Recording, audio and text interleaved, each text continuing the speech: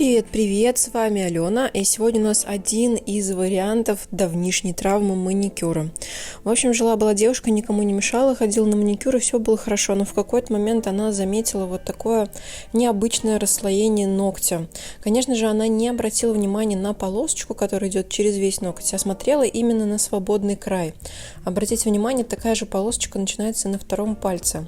В общем, что произошло? Я подумала, проанализировала, поговорила с ней и выяснила. То, что в один прекрасный момент в процессе маникюра у нее банально произошла вот эта травма. Как видите, лунула очень-очень большая вот эта вот беленькая часть, луночка.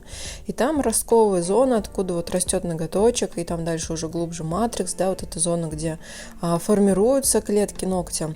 Вот эта часть ноготочка, она очень сильно открыта, и поэтому там ложа достаточно мягкая. А это значит, что во время маникюра очень легко травмировать. То есть слегка перенажав апельсиновой палочкой или пушером, чуть-чуть залезть туда фрезой, и все, будет вот такая вот травма. И вот эта полосочка, к сожалению, уже больше никуда не денется. То есть это такой своеобразный шрамик на ногте. И в итоге она растет, эта полоска прорастает, и ближе к свободному краю ноготочек становится уже более сухой, механическое воздействие, да, какое-никакое, все-таки она с этим ногтем живет, и в итоге получается так, что происходит вот эта трещина. И все, что мы здесь можем сделать, это, в некотором смысле слова, армировать эту трещину. Да, можно использовать полигель, я думаю, что можно также сработать гелем и базой, но почему-то почувствовалось мне и подумала, что неплохо будет здесь сработать нитями.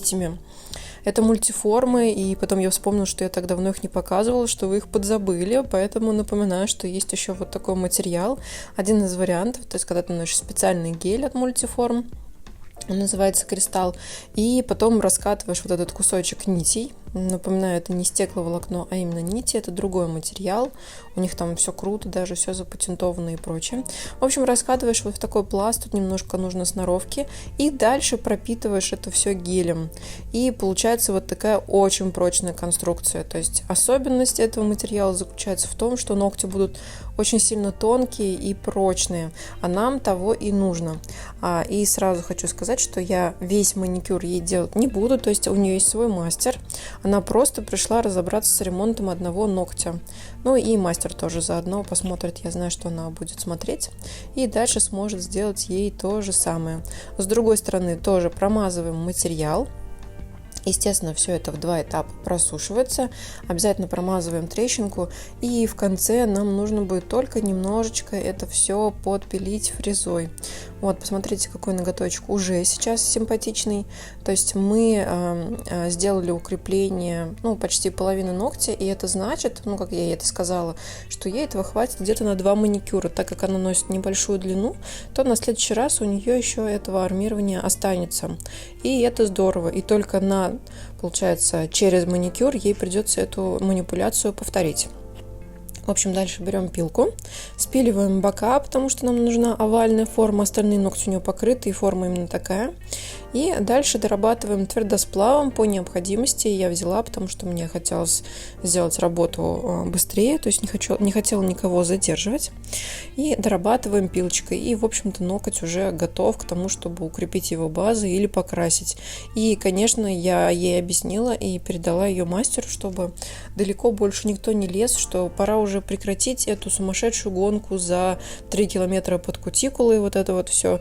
Не у всех это есть. Еще раз говорю, что эти супер фото в Инстаграме с глубоким нанесением от крутых инструкторов, это все подобранные модели, не знаю, там, привычные для них, да, клиенты или люди, которых они выставляют. Это работы по 5-6 часов нередко, когда мастер сидит там и выкрашивает каждую микруху, каждый миллиметр, просто для того, чтобы выложить эту супер идеальную фотку в Инстаграм и продать потом вам же свой продукт, свои же курсы. Я вот решила никакие курсы не продавать, вот вы меня все спрашиваете. Я, во-первых, вам и так все бесплатно показываю, куда вам еще курсы? Во-вторых, хочу, чтобы вы знали то, что рекламная информация, она отличается от реальности. Это так же, как модель на рекламном щите с идеальной фигурой и кожей. Если ее умыть, снять с нее фотошоп, будет такой же обычный человек. И то же самое с ногтями. Поэтому нужно перестать стремиться вычистить всю кутикулу навсегда. И не забываем про маслица. Пока-пока.